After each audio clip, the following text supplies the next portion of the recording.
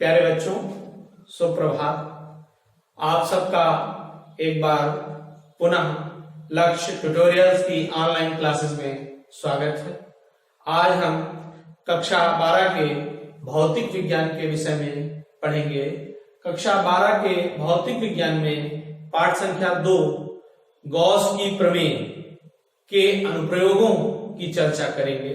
पिछले वीडियो में हमने गॉस की प्रमेय के बारे में पढ़ा था, वो लिंक डिस्क्रिप्शन बॉक्स में है, आप उसे वहां से देख सकते हैं। आज गॉस के अनुप्रयोगों में जो पहला टॉपिक है वो है एक समान आवेशित अनंत लंबाई के सीधे तार के कारण वैद्युत क्षेत्र क्या होगा। सर्वप्रथम उसका चित्र बनाते हैं। हम ये मान लेते हैं कि ये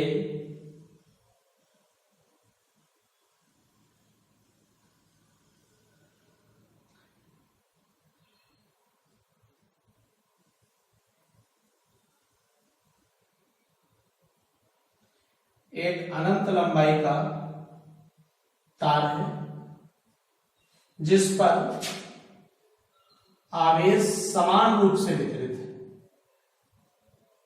जब भी हम आवेश के वितरण की बात करते हैं, हम सदैव धन आवेश को ही वितरित करते हैं। ये Q आवेश क्या है? समान रूप से चालक पर वितरित। हम ये मान लेते हैं कि चालक की स्मॉल l लंबाई के कारण हम जो भी आवेश उसमें वितरित है उसके कारण एक बिंदु P है। कौन सा बिंदु है? P है। तो P पर वैद्युत क्षेत्र की गणना करते हैं। तो सर्वप्रथम इस L लंबाई के ऊपर वितरित आवेश की वजह से बिंदु P से होकर जाने वाली एक काल्पनिक रेखा बनाते हैं।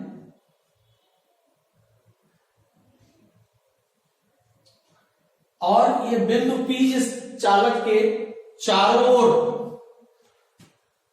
r दूरी पर कहीं भी हो सकता है। इसको हम मानते हैं कितनी दूरी पर है? r दूरी पर है। कितनी दूरी पर है? r दूरी।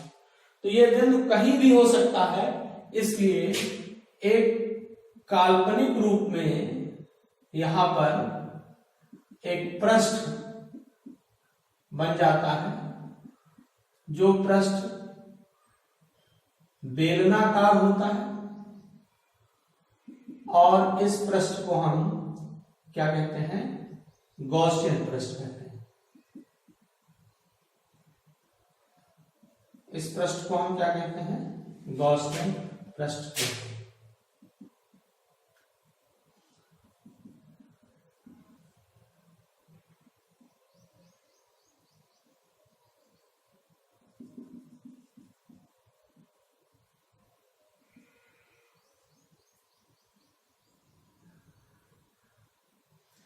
यहां पर हम ये दूरी r निरूपित कर देते हैं।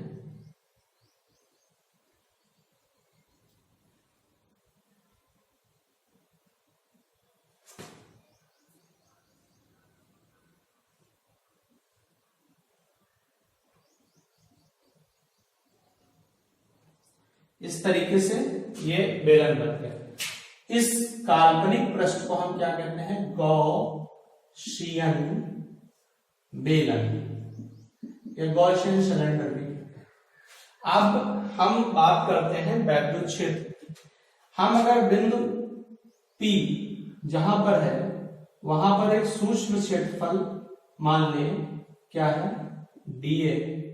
तो बिंदु P पर वैद्युत क्षेत्र की तीव्रता E की दिशा कुछ इस प्रकार होगी। क्यों होगी? क्योंकि प्लस Q आवेश इधर रखा है, ये लंबवत पृष्ठ के लंबवत वैद्युत क्षेत्र की तीव्रता होगी। और इस पृष्ठ पर अगर क्षेत्रफल वेक्टर बनाया जाए तो वो भी कुछ इस तरीके से क्षेत्रफल वेक्टर भी पृष्ठ के लंबवत होगा और वो सदैव पृष्ठ के लंबवत ही होता है। और ये वैद्युत क्षेत्र की तीव्रता होगी। गॉसियन बेलन में दो पृष्ठ और भी होंगे, उसके समतल पृष्ठ। इस पर अगर सूक्ष्म भाग लिया जाए तो उसका क्षेत्रफल वेक्टर ऊपर की ओर होगा, और इस बिंदु पर वैद्युत क्षेत्र की तीव्रता वो इस दिशा में, क्योंकि यहां अगर पॉजिटिव चार्ज रखेंगे तो इस पॉजिटिव चार्ज के कारण वो बाहर की ओर जाने का प्रयास करेगा। इस तरीके से यह चित्र पूरा आपका बन गया। हम यहां कुछ थ्योरी लिखते हैं। माना क्यू आर एस चालक की लंबाई L पर समान रूप से वितरित है, समान रूप से वितरित है, अतः आवेश का रेखीय घनत्व, आवेश के रेखीय घनत्व को लैम्डा से प्रदर्शित करते हैं, और लैम्डा बराबर Q/L होता है। देखिए, आवेश जब किसी भी तार के ऊपर समान रूप से वितरित होता है तो उसको हम क्या कहते हैं, आवेश का रेखीय वितरण कहते हैं। और कितनी लंबाई में आवेश, कितना आवेश वितरित है, इसके अनुपात को, कुल आवेश बटा कुल लंबाई को हम क्या कहते हैं, आवेश का रेखीय घनत्व कहते हैं। इसे लैम्डा से प्रदर्शित करते हैं, और लैम्डा बराबर यहां पर Q/L होने की वजह से आवेश Q बराबर लैम्डा L हो जाता है। आवेश Q बराबर क्या हो जाता है, लैम्डा L हो जाता है। देखिए, गॉसियन बेलन के समतल पृष्ठों से निर्गत वैद्युत फ्लक्स, गॉसियन बेलन के समतल पृष्ठों से निर्गत, समतल पृष्ठों मैंने लिख दिया, पृष्ठों मैंने दोनों पृष्ठों से निर्गत वैद्युत फ्लक्स शून्य होगा। क्यों होगा? अगर हम ये मान लें कि flux d phi is equals to E dot dA है, आप पढ़ चुके हैं, स्केलर गुणनफल ई डॉट डीए के बराबर होता है, then that is equals to E into dA cos theta, cos theta. यहां गॉसियन बेलन के समतल पृष्ठों से निर्गत वैद्युत फ्लक्स का मान शून्य होगा, क्योंकि वैद्युत क्षेत्र की तीव्रता E तथा क्षेत्रफल वेक्टर के मध्य बनने वाला कोण थीटा बराबर क्या है, 90 अंश है। थीटा क्या होता है, यहां हम लिखेंगे कि वैद्युत क्षेत्र की तीव्रता, तीव्रता E तथा क्षेत्रफल वेक्टर, क्षेत्रफल वेक्टर डीए क्या है, परस्पर लंबवत है, परस्पर लंबवत। ठीक है। अब गॉसियन बेलन के संपूर्ण पृष्ठ से, संपूर्ण जो पृष्ठ से निर्गत वैद्युत फ्लक्स वक्रीय पृष्ठ से निर्गत वैद्युत फ्लक्स के क्या होगा, बराबर होगा। यहां पर न इस पृष्ठ से न इस पृष्ठ से कोई भी फ्लक्स नहीं निकलेगा, पृष्ठ से केवल वक्रीय पृष्ठ से ही फ्लक्स निकलेगा। अतः वक्रीय पृष्ठ के सूक्ष्म भाग या सूक्ष्म अवयव भी इसको कहते हैं। सूक्ष्म अवयव माने छोटा टुकड़ा जो हमने माना। सूक्ष्म भाग से निर्गत फ्लक्स, से निर्गत वैद्युत फ्लक्स, निर्गत वैद्युत फ्लक्स क्या होगा, डी फाई ई बराबर ई इंटू या ई डॉट कहेंगे डीए होगा। ठीक, वक्रीय पृष्ठ के अब संपूर्ण भाग से निर्गत फ्लक्स, इसको क्या करेंगे, इंटीग्रेट कर देंगे। इंटीग्रेशन डी फाई ई बराबर integration E dot dA, E dot dA. Let you know that integration dx is equals to x, तो इसीलिए डी इंटीग्रेशन डी फाई क्या हो जाएगा, ई फाई ई हो जाएगा, इज इक्वल्स टू, इधर का इंटीग्रेशन अभी नहीं करते हैं, ई डॉट डीए को ओपन कर लेते हैं, ये ई डीए कॉस थीटा हो जाएगा, ई डीए कॉस थीटा। यहां पर बेटा इस पृष्ठ, वक्रीय पृष्ठ पर जो वैद्युत क्षेत्र की तीव्रता है और जो क्षेत्रफल वेक्टर है, दोनों परस्पर क्या होंगे, समांतर होंगे। कैसे होंगे, समांतर। यहाँ थीटा बराबर जो है वो 0 अंश होगा, इसलिए ये आपका इंटीग्रेशन ई डीए हो जाएगा, फाई ई बराबर।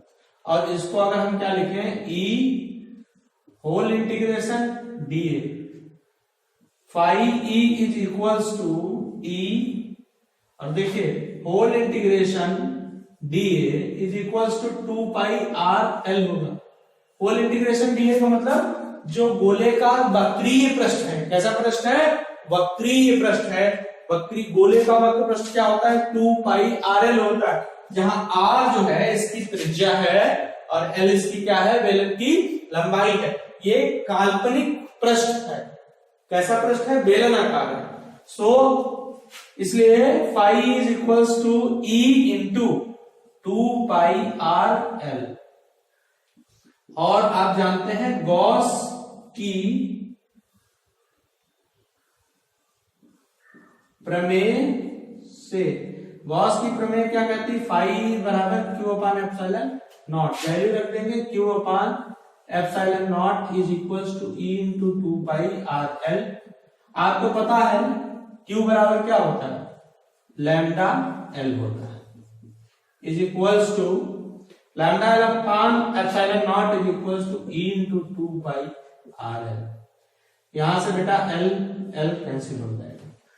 तो अगर हम इसको इस स्टेप से E बराबर लिखें तो E बराबर, बाकी इसको सब ट्रांसपोज कर दीजिए, तो 1 अपान 2 पाई epsilon not, 2 pi epsilon naught और L बाई R आएगा।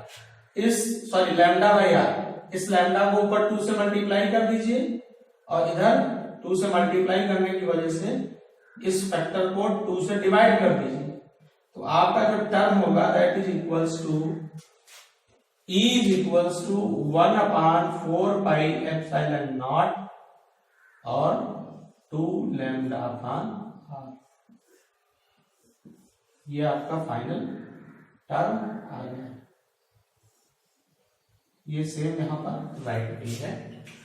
तो इस तरीके से आपने देखा कि एक समान आवेशित अनंत लंबाई के सीधे तार के कारण वैद्युत क्षेत्र। बेटा ध्यान बात ये रखनी है कि जो गॉसियन बेलन के समतल पृष्ठ होते हैं उनसे निर्गत वैद्युत फ्लक्स का मान 0 होता है, क्योंकि उन पृष्ठों पर क्षेत्रफल वेक्टर और वैद्युत क्षेत्र की तीव्रता परस्पर कैसे होते हैं, दोनों परस्पर लंबवत होते हैं। केवल निर्गत वैद्युत फ्लक्स वक्रीय पृष्ठों से ही निर्गत होगा, क्योंकि इस पृष्ठ में क्षेत्रफल वेक्टर और वैद्युत क्षेत्र की तीव्रता परस्पर कैसे हैं, समांतर है। ये वीडियो सेशन आपको कैसा लगा? देखिए, जो गॉस की प्रमेय के डेरिवेशंस हैं ये काल्पनिक है, इसलिए ये जरूरी है कि इनको कम से कम आप 2-3 बार अभ्यास जरूर करें। इसलिए आप हमारे वीडियो को कम से कम 2 या 3 बार देखें और हमारे YouTube चैनल लक्ष्य ट्यूटोरियल्स को सब्सक्राइब करें। कमेंट बॉक्स में जरूर बताएं कि ये वीडियो आपको कैसा लगा। धन्यवाद।